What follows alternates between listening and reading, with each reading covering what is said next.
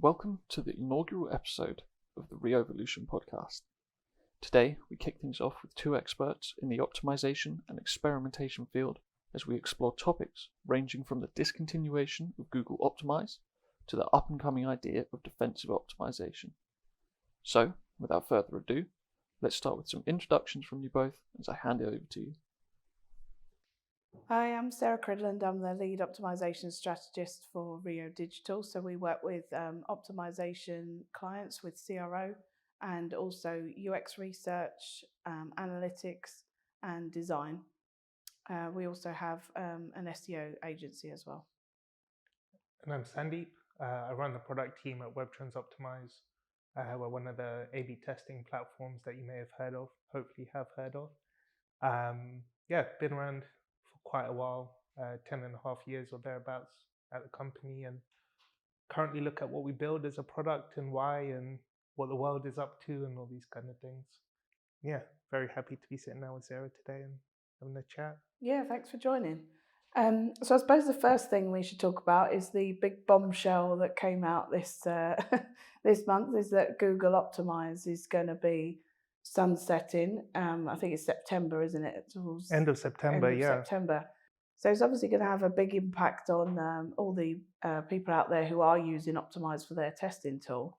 The really interesting thing we've seen just in the first week, or it's not been very long since it's been announced, is that it's kind of cut through everyone. So it's not just a primarily free user base that they had that it's affected, but most large agencies out there are reconsidering what they're doing. Even people in the very upper end are almost taking it as an opportunity to say, vendors are doing really interesting things now. Let me actually go out and talk to people while everyone's in this spirit of, let's see what's out there and what people are doing and what might be interesting now. It seems to have cut through everyone, which I find quite interesting. Yeah, I suppose it's going to give people a jolt because, as you say, Google Optimize has got the free option available, which is great for people starting out with testing who want to get started. But obviously, with Google Optimize, there are a lot of features, as they said in their announcement, that the bigger testing tools have, but they don't, and their customers are demanding that. So I suppose it's a really good opportunity for businesses to look out there and see how they can accelerate their A/B testing with a purpose-built tool. Yeah, exactly. And Google products have always been interesting. They're kind of, some of them are very let's give something a stab and see where we get to. The interesting thing about Optimize was the user base. A lot of Google Labs projects that get binned off are very small and not very popular and used by a lot of people. Although over the years, I think some things have been massively popular. We've had things like Google Nexus phones, I think, which thousands and thousands of people went out and bought, and they go, we're scrapping the whole line of phones and tablets.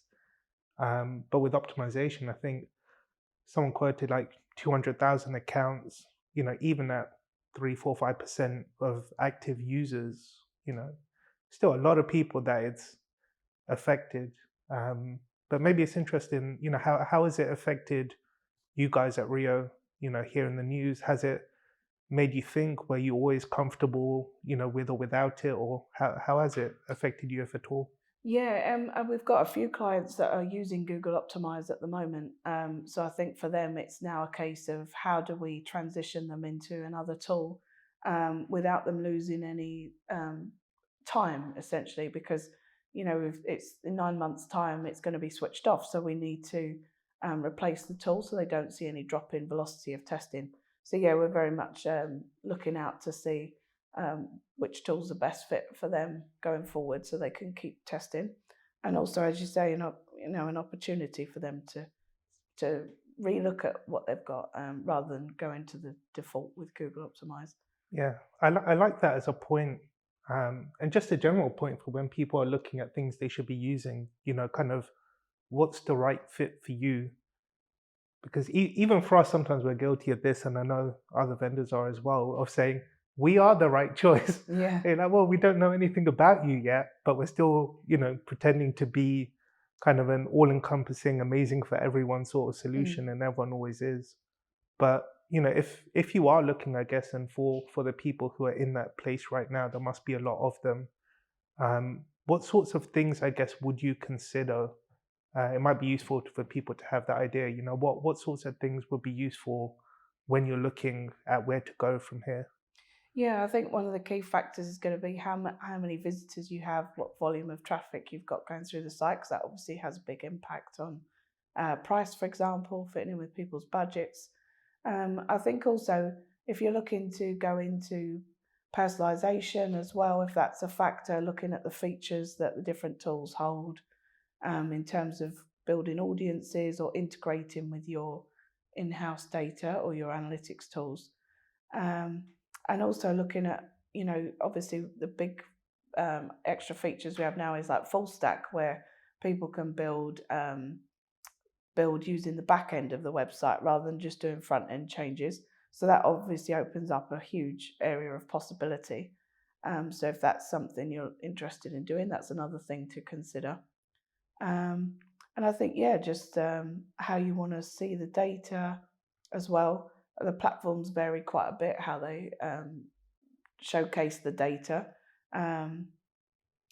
So I would say those are the main things to look out for.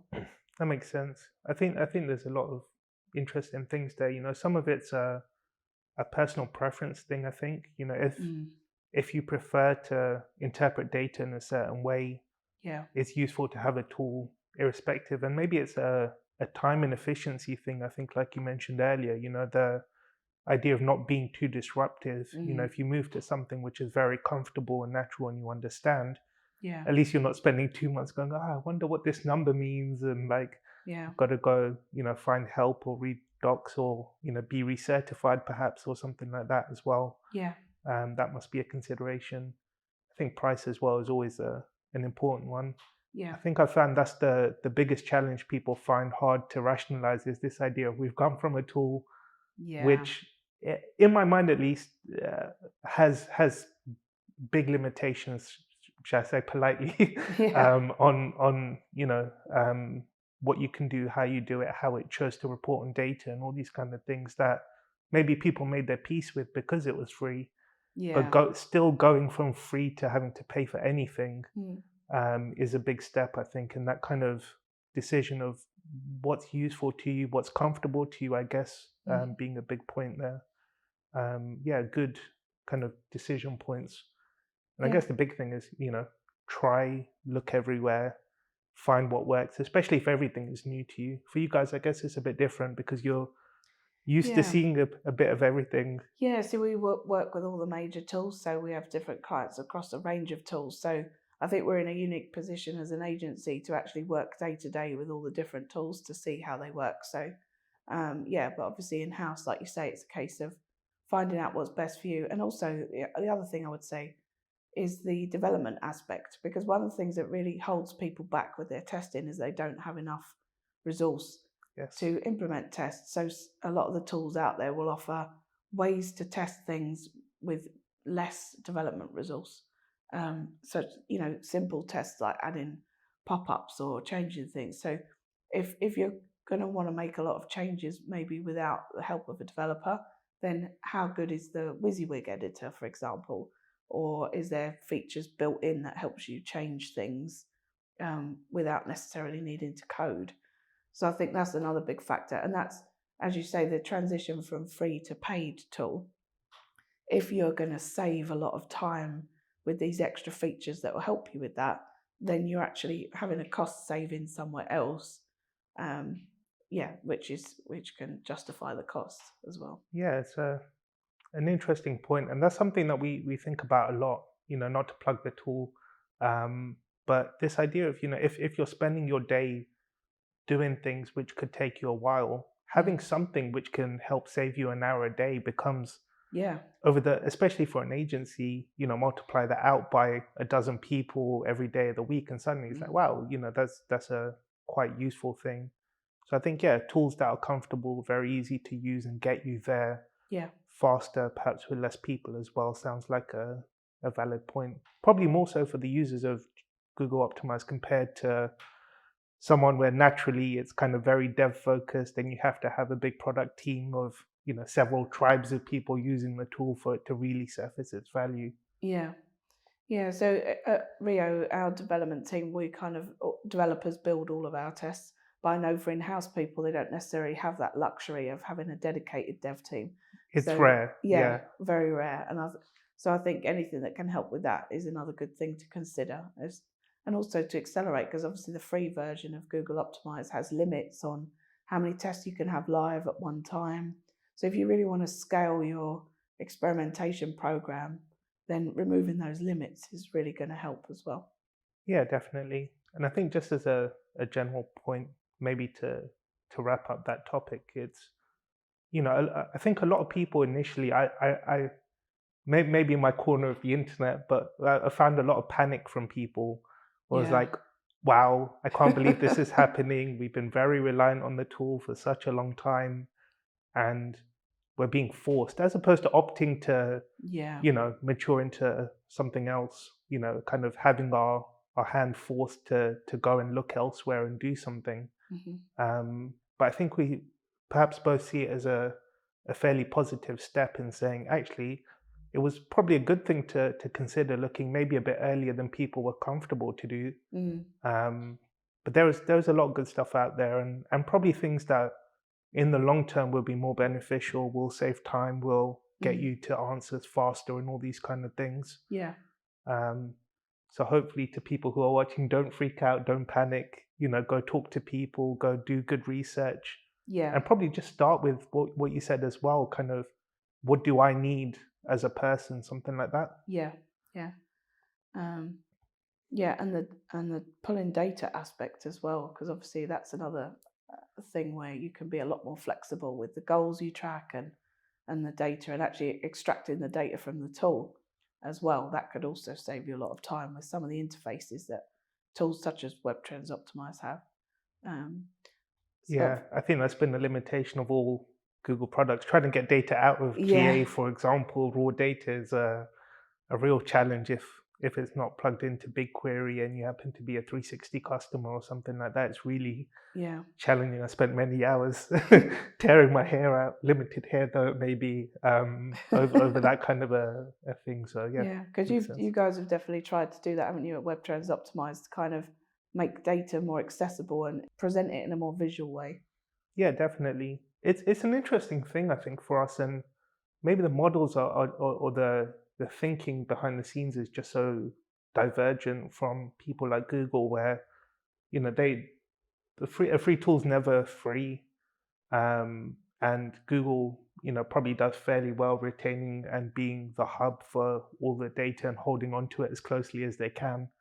Whereas for us, it's like, it's not our data. Like, we'll capture it, we'll process it, no problem, but it's not ours. It belongs to you. And this idea of get it back out if you need it, it's yours. Like, just make it as easy as possible to get it back out. And maybe the client base, I think, as well. It's not kind of very junior people to testing that we see so much as people who are fluent with tools like Tableau and Power BI and want data lakes that a lot of kind of larger companies have, and people who really want their own data because it's critical to things like reporting on lifetime value, or maybe conversions happen off site, or they get a lot of returns and they're trying to rationalize the actual impact of things. It's very hard to do that in probably any testing tool unless they're very well connected, and even returns come back and you can count against purchases or something like that. It's quite tricky otherwise. Yeah, and I think as we see experimentation becoming more a part of the overall process of developing the product and the website itself, where it now needs to integrate with all these other aspects of the business, it's going to become even more important that that's a seamless integration across the other platforms. Yeah, definitely. I think that's kind of the topic at the minute, isn't it? Is integrations and how well things integrate, especially when people look forward to GA4 and a post Google Optimized life. It's kind of, how well do you integrate? And that term, I find it very interesting, shall we say, kind of how well do you integrate? And it's like, well, what do you want? Again, these are questions that people really should ask themselves. It's very easy to just, kind of say, do you integrate? How well are you compared to someone, without thinking about your own requirements and what you're, as a business or even as a person, what you really need. Yeah. If it's integrating with analytics, do you just need to see experiment views in analytics? If that's all you need, like the amount of JavaScript is like a few lines of code in any platform, let alone ours, to get something like that basic running. Yeah. Whereas if the integration's like, we need bidirectional connectors, so someone from my CDP, I can retarget them, and you need something that in depth, then that's the sort of questions, people should be asking. But I think a general point again is, work out what you need, be Yeah. very clear in your own mind, Yeah. something like that. Yeah, and comparing the different offerings as well in order to get a sense of that. Because if you've maybe not looked for other tools yet, then maybe, go out there, see what's available, see what features are available, and how you could see yourself using them. Yeah, definitely. I think kind of moving sideways a bit to, I guess, the climate of testing over the past couple of years, and looking ahead probably to the next 6 months or year as well. I think we've seen a lot of companies feel the squeeze on both sides. Yeah. There was kind of, COVID was a very lockdown time of, don't do anything crazy. We Yeah. need to make sure we protect ourselves as a business. And, big recession, we're basically in, but looming officially, shall we say.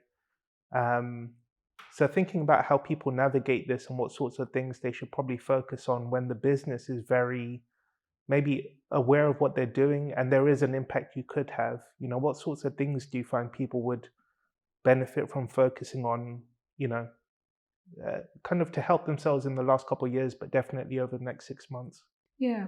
Well, I suppose the key point is you mentioned the overall business metrics, like obviously trying to drive revenue and sales.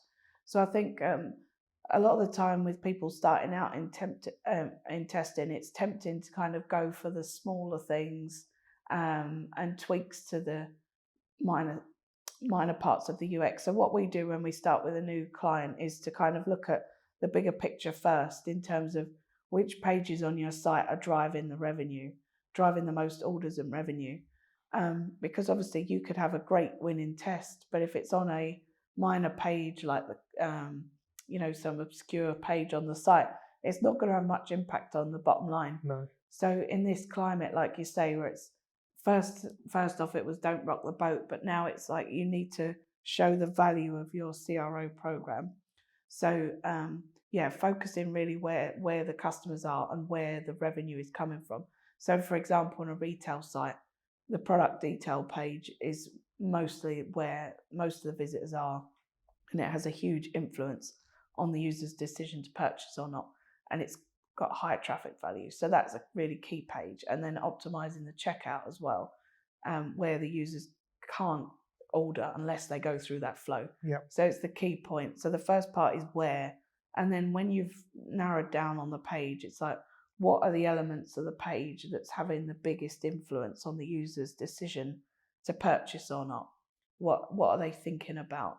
What do they want to see? Is there anything missing? So I think looking at those things and really trying to hone in on where you're going to have the biggest impact on the bottom line. Because if you prove the value of the CRO program, then you can scale it up higher as well. So going for that to start with, to show the value before you get into more of the nitty gritty aspects of it, I would say. Yeah, that makes sense. I think, this idea of, I guess, starting off with a data-led approach sounds like where you start your thought process. Yeah. Where are the kind of numbers you can spot to say this page has value, this journey is important to us, drop-offs are terrible here, that kind of thing. But then it seems like you're blending into research and kind of saying, right, if we understand there is a problem here, what is the problem here? Yeah. So when you look at that kind of research, I guess, what sorts of studies, do you guys find good success with? What sort of approaches do you take to understand this element or this, I think you mentioned like what's the user struggling with? Yeah. How do you go about working that out? Yeah, so I think, as you say, to start off with a simple funnel, and let's say take the checkout for example, a simple funnel analysis just to see, well, where's the biggest point of drop off, and then also utilizing things like heat maps if you've got them to see, well, are users even reaching it to the bottom of the page? Is there some place where they're stopping? And if it's a form, for example, some heat maps can be very granular where it's like exactly where they're dropping out. So trying to pinpoint where, but obviously the data is only going to give you so much. It's like if you can review it yourself as a customer. One of the things I like to do with a new client straight away is, before I've got too much context on what the business is about, is to just go and look at it myself as a customer and see what is my initial gut reactions, because often that will be reflected if you then do, say, user research further down the line. So I think, starting off with the data, looking, see what stands out to you. And then obviously your opinion alone is not enough. You want to hear from the users of the site itself. So when we start out, we also conduct some user research where we ask maybe 6 participants to go through the website, and just with a very broad focus of just like pick something to buy and go through the checkout flow, say, and just seeing what they come up against. Because often, especially if it's a specialist kind of product, if you're not the typical customer of that product, there's going to be a whole range of issues that they come up against that you're not even aware of because you don't shop for that thing personally. So I think the value of doing some user research up front, just a very broad focus, just to try and get some feedback, it can unearth things that are, you would never have thought of by yourself. And the data's never going to tell you that. You need to actually go out and speak to your users. So I think that's really valuable. Yeah, definitely. Two very interesting points there as well. One is kind of, are people even seeing the thing you decide is important? We had this with a recommendations carousel recently that we're experimenting with. It was on a PDP, really high-end products, very long PDP full of images that do a great job of selling the product, but that naturally meant the carousel was very low down the page. And if you're thinking about new algorithms or new way of recommending products, natural first question is like, well, is anyone even seeing it? Yeah. Because if they're not seeing it, you spending 2 weeks, 3-4 weeks, thinking new algorithms and rules, designing, getting something in place just to realize 100 people a month see it, becomes an incredible waste of time, really. So I think having a good way to gauge, in the experimentation lingo, kind of gauge your sample size almost, is a really, really good first step. Making sure you understand there is a problem here, and if I fix it, we could have saved X people and this much, leak of conversion. I think that's a really good first step. And the other thing you mentioned, which was very interesting, is like a lot of people I find are kind of tunnel blinded when they work for a company and they've been there for a while, and you're staring at the website all day long, and you never kind of pull yourself out of that bubble, the company bubble, and say, today I'm just going to be average customer, put myself in their shoes and try and work out what they could struggle with, why they might be here, really embedding yourself in their mindset. And I think getting good participants, as much as I could try, me optimizing the site that sells dresses is not going to get us very far. There's a lot of things I just would have no idea, wouldn't pick up on, wouldn't think about.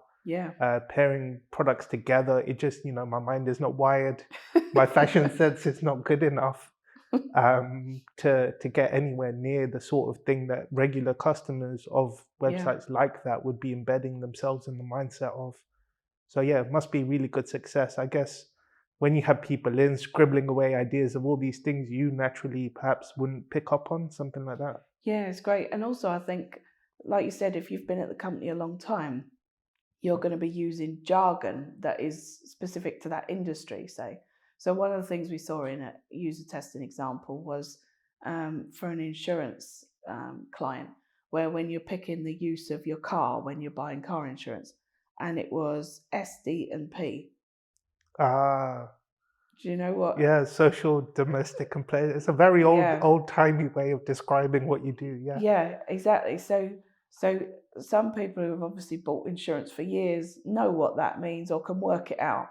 But if someone's new to insurance, say, or can't quite remember, they'll be, I'm confused now. I don't know what to do. And that's the point where they're going to abandon the form because they don't know how to answer the question. But to an insurance industry insider, they might not even pick up on that because they see that term used every day. And to them, it's now second nature. So it's things like that. Like, are you assuming the user knows your industry inside out? Or are you really trying to communicate in a very simple way where anyone could pick this up? Yeah, that's a really interesting point, and something I see with user research where people do it wrong is kind of selection bias almost. If you pick people who've, 30, 40, 50 years old, have had car insurance for the last, several decades, they're not going to struggle to answer questions. But if you're trying to acquire new customers, who are the majority of new customers? I've been with the same car insurance company since I was 18, to my detriment, perhaps. Really? I'm not very good at going on the old comparison sites. But, if I imagine the majority of these, new acquisitions are from people who've just passed their test and they're looking. Yeah. And if you don't select user testing participants who are new and kind of fresh to the world of insurance, then perhaps you don't pick up on these kind of things. So selection must be quite important for you as well. Yeah, definitely. So, a range of participants that maybe some that are familiar with the brand, some not so much. So then you'll get, we see this with, retail sites that have a lot of repeat buyers where the website's almost tailored to them. But then they have a real problem attracting new customers because it maybe doesn't necessarily attract a new audience. So it's getting that balance of not changing the site too much so that you alienate all the loyal customers, but still try and attract a new audience. And how does it work for both? And I think that's where personalization can come in as well, is to make sure you're servicing both audiences correctly. We've seen that done very, very poorly and painfully in the past as well. This idea of alienating existing customers. Worked with a rail company a few years back, and they did a massive redesign, very artsy, cartoony vibe to the site, where before it was very kind of plain and bland, and returning customers could not find what they were looking for because the button that they click every morning to get their tickets just wasn't there. And it would have cost them like £1 million a quarter or thereabouts. It would have been terrible. I think it just shows this idea of, test and analyze well, not just overall my test is good or bad, or it brought in money, but actually, am I hurting existing users? People coming from somewhere, people looking for something. The more analysis you can do, I guess, the more you really understand the impact of what you're doing and if it's the right thing to do or not. Yeah, exactly. And I think that's why you should always segment the test results as well for, and especially if you've got a strong core customer base on the site, to segment your test results by new and returning visitors, because sometimes we find, you might get an inconclusive test, but when you drill down, you see that new users loved it, returning users hated it, and between the two of them, they've evened out into a... So there's a huge insight there that if you didn't segment, you would miss. You would just think, oh, it was inconclusive, but actually you've maybe struck something that actually this really works for new users or returning users, say. Yeah, definitely. And I've spoken about it in the past recently, but I think this idea of a static one-size-fits-all website is going away very quickly. I can't think of any real industry where having a single page would suffice for every single type of person visiting, every intention they have or motivation they have for turning up. I think personalization and hyper personalization at that is probably going to be where everyone ends up. Technology willing. I think it's very much this shift also to treating the website as though it's an email list. So where email newsletters already kind of are very aware of segmenting their users and sending the right message at the right time. And I think we're now in a transition where we're starting to see websites in the same way, and apps, for example, where are you sending the right message at the right time and tailoring it to where the user is in their journey? So I think, that's going to become more and more of a thing, and retaining users, keeping them coming back, keeping something fresh as well. Yeah, definitely. And I guess for the larger websites, having covered the kind of people breaking into testing, that's probably one of the things that are very important to them, is this kind of very personalized, user-driven approach. But is there anything else you can see that you feel, larger websites are tending towards thinking about a lot more, what they could benefit from nowadays, especially in the climate of, budgets probably being squeezed? A lot of tech companies, we're seeing a lot of layoffs at the minute as well. So it's a kind of very critical time, even for the bigger companies as well as smaller ones. Yeah, I think talking about the personalization element is, I think a lot of people think everybody's doing it, but a lot of people aren't even off the starting blocks yet. No. With it, it's a lot less mature than people think. So I think just starting with the basics, like the one example I really like from ASOS, where the homepage is just, if you're new, it's tailored to say, oh, you're new here, this is how it works, this is the returns, this is how you the delivery options, the payment options. Do you want to shop women or men? So it's very simple introduction to the company. Whereas if they already know whether you're a woman or a man, they'll redirect you to the right category. So that's just a really simple example of how you can start to think about where the user's at and how they want to interact with the site. So I think, just looking at, if you haven't already started that kind of thing, just looking at how can we introduce some element of this in a very simple way, and attracting the biggest audiences to segment by as well, such as new versus returning, before we go down the route of the hyper personalized one-to-one personalization magic, the one-to-one dream. It's just to start with that and just start thinking through those scenarios as well, of like, who are my users, what stage are they at, where are they in their buying journey, have they been browsing for a few days now, or are they here for the first time? Because obviously the information they want to see at that point is going to be different.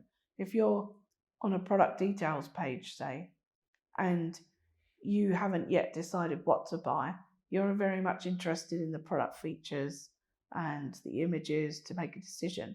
But then if you've now made the decision to buy, you now want to know, well, how long is it going to take to get here? Yeah. Can I return it? So the information you want to see at different stages is different. So I think trying to tap into that as well. Yeah, definitely. That makes sense as a, aspirational things, I guess, or not even super aspirational, but things people should be looking forward to. Yeah. I think the other interesting thing for large businesses, which I'm seeing some of, but it's probably a lot more relevant nowadays, is this idea of kind of defensive optimization. This idea of protecting yourself from yourself, almost. Yeah. All these crazy things, or some amazing designers come along and say, look at this, it's amazing, but what can you do to validate and make sure you don't make a terrible choice, I guess? Are you seeing much of that on the upper end of things as well? Yeah, I think, as you say, I think as businesses have experimentation more embedded into their processes, they're more aware of when you make a change to the site, it's going to have an impact on user behavior. So even if you think it's the best thing ever to roll out, you don't know. Again, it comes back to what we were saying earlier, is that your opinion is that this is a brilliant change, but you don't know that your users are going to agree with you. So you could roll something out that could potentially really lower your conversion rate, and you're only going to realize that once it's rolled out and you see a massive drop, and then the analysts then go into a panic, like, why is the conversion rate dropped? So I think this is a really good way of using things like the full stack server side testing, if it's a big change, or even if it's just a minor change, like for example, changing a piece of copy or a headline or a CTA button or something, just to test it first to see what impact does this have. Because if you do see a massive drop, you've now saved your company a lot of pain by figuring out up front that users aren't going to like it. And then you can also, from there, try to understand why. And then it's a huge insight into user behavior. But we do see examples where companies are kind of putting a lot of effort up front into designing new features or new pages, and then finding out after the fact that they don't work. Where really, if you embed testing earlier on, you could get some of these insights up front.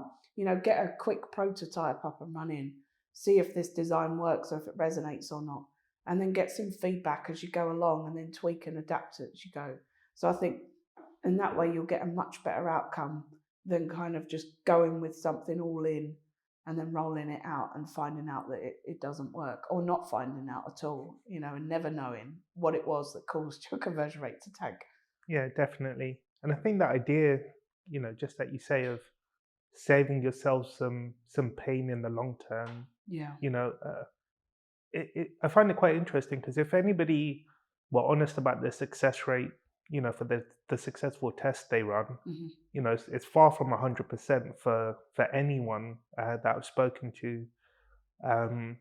But yet, when you're rolling out changes to a website, the inclination is to say, "Oh, let's just put it out there. It's fine." Yeah. And then we'll test afterwards, or we'll analyze and measure afterwards. But even if the planned and well-researched things aren't always successful the very first time you try something, the likelihood of any feature that you've been building being successful, naturally, it's never going to be there. Yeah. So yeah, definitely very important, I think, to test first, to do good research. Yeah.